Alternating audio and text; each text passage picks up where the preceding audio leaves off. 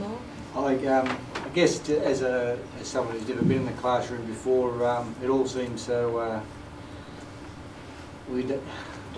daunting. The thought of me going into, well, I'm going to be teaching tetralogy, so it will be something that kids would hopefully like and want to be there. I just don't know where do you start? I mean, you just sort of wing it.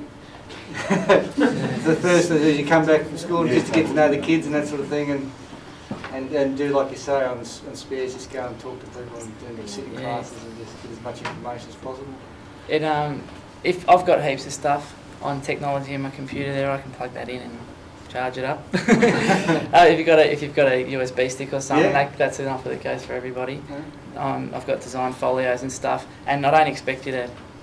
I mean, you're quite welcome to use my design folios that I give to my kids, but it's just Word documents. You can change what you want, and that's the beautiful thing about you being a teacher.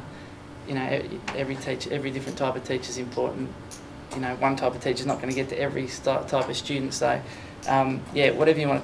If you want anything, I've got OC Health and Safety stuff to start for you to start with.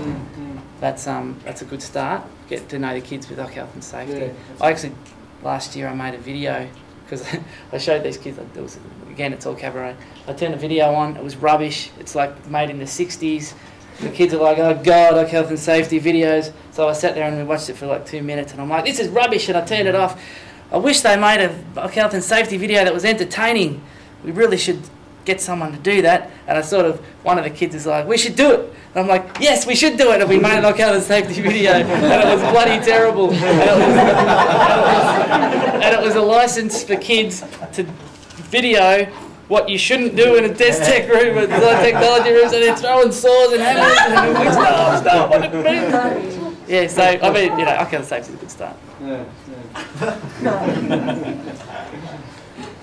And you'll try things that don't work. Like that. You have your disasters and just go with that. So you'll find that some teachers have get to know you games and stuff like that you can play with your kids, depending on their age group. I don't think you want to be throwing a ball around with your year 12s and getting them to, I'm such and such, I do this and that.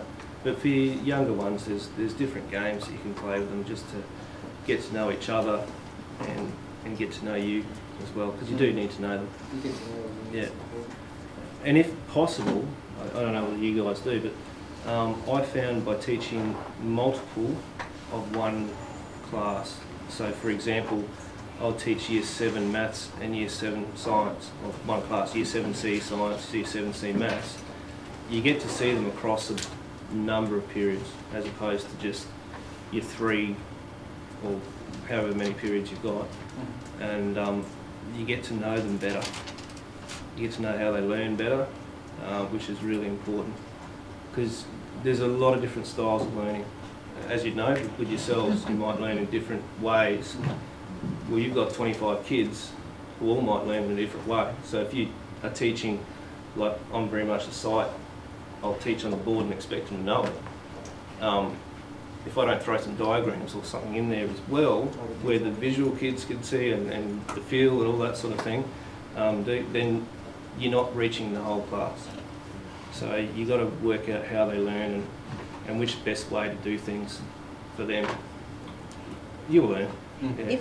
If you're in a trade, I sort of you look at it as they're your apprentices too. So if you've been in the industry and you've had apprentices, and for me teaching Year 7, 8s and 9s, I thought, oh, they'll be just my apprentices in the kitchen, and they are, but they're just a little bit more beginning. So they're from the very basics, sort of, yeah. They've got no prior knowledge to it. No, well, some do, but it's you know, they are only 13 years old, so yeah. Yeah, so it is basic. Even though we're thinking up here in terms of our industry experience, they're not. No, so you come back down to basics. So it's easy. You know all the knowledge, you just got to get it to them. Yeah. We've probably got time for one more question. Oh, if no one else is. The protocols of the school itself. Like rules, regulations, like you were saying before. Sorry, what was your name again? Matt. Matt was talking to that particular girl who had family issues, but you sort of work with it. When you were working with her, did you have someone else in your classroom as well? Because I've been told that you've got to be careful. You can't just talk to kids on their own because, you know, they could just say, well, you molested me. Like, you know, you haven't got anyone with you. Is that true? Like, Yeah, it is. It's a big issue, and it shouldn't be. It's a real shame that we've had to go down that path in the way we deal with kids, and I understand why. It's not a good thing. That's what's happened in the past as well.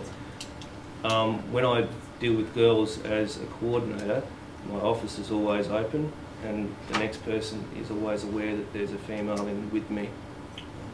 So it's yeah, very much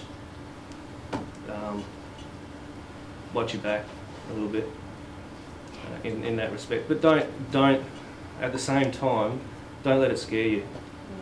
Yeah. It's not a scary thing. It's more a protocol thing than anything for me.